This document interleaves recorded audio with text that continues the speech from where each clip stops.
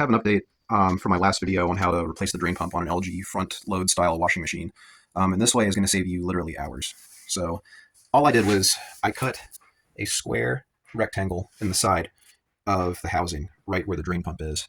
And the reason why I did that is because with these LG style washers, you have to take off this top panel and then take off the front panels, and you basically have to take the whole fucking machine apart just to change the drain pump.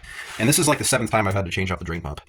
And I'm really good about making sure I'm keeping this coin bin filter thing cleared out every month, so to preserve the life of the drain pump. But I've still had to replace the thing like 7 times in 3 years or whatever.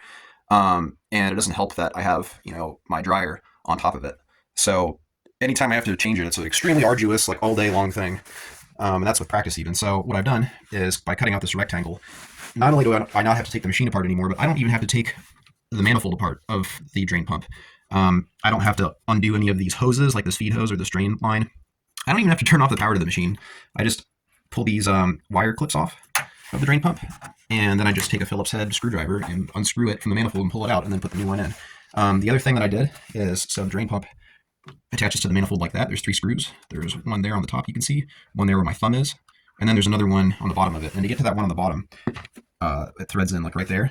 I also cut away, not all the way to the bottom, but just like a notch out of the top of the sidewall here so that you can reach at it with a Phillips head bit. And that's really all there is to it.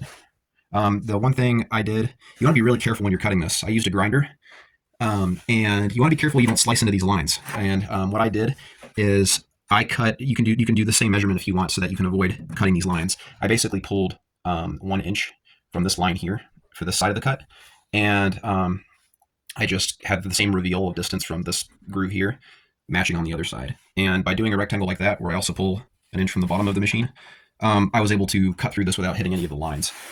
So yeah, it literally makes it so that you can replace a drain pump in 5 minutes. And the other cool thing is, if you turn the machine back on to test the drain pump, you can watch it in real time. And I'll show you in a sec what I ended up doing. You can do whatever you want to dress up the panel that you put back on here. I just used the same piece of metal that I cut out of here, and then I put a sheet metal kind of skirt around the outside of it with like door insulation foam. So I'll show you what I did for that. Okay, so here's what I ended up doing to dress up this panel. So this piece right here is the original rectangle piece that I cut out, and to hide the ugly cut lines, I just took a piece of sheet metal roofing that I had in my barn, and I cut it into this rectangular picture frame profile such that it overlaps my cut line by 3/4 of an inch, and that allows me to fasten it to the external housing of the washing machine. In order to attach the picture frame to the metal piece here, I just use JB spot weld. There's all kinds of strong adhesives that you can use, but I just went with that to provide kind of like an air seal and a sound seal, and provide some sort of a filler that would conform to this inset groove here. I just took Frost King self-sticking weather seal, this type of stuff you put in door jambs to insulate doors, and stuck that to the back of the picture frame. You want to use some sort of a self-tapping screw, because you can't just drill a clearance hole and then run a bolt or a machine screw through it with a nut on the other side. That would be a paradox because you can't get at the other side with a wrench if it's covered, So yeah, you have to get some sort of a screw that will thread into this metal. And that's all there really is to it. I mean, you can dress up the panel however you want. In order to hide all the scratches and dings, I just took some white primer and spray painted everything. And I got really lucky that it happened to match the original color pretty well. It's kind of hard to match white, as any of you painters out there might know, but I just got lucky with that. So yeah. That is the sound of a properly working drain pump. That is the new one. That's what it should sound like.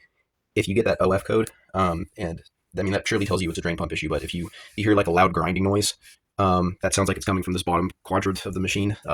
That's that grinding noise that you'll hear is usually what a drain pump sounds like when it fails, but this is what it should sound like when it's working well. It's kind of a loud buzzing noise, but you don't get the impression that there's any grinding or like resistance of any mechanical parts inside. Usually what happens when the drain pump fails is either the spinner head ruptures where it attaches to the spindle, like that little fan blade thing, where that attaches to the central spindle thing, that'll snap, or what'll happen is the drain pump will seize up, and that's what causes that grinding noise, where it just won't spin because either there's corrosion or whatever going on.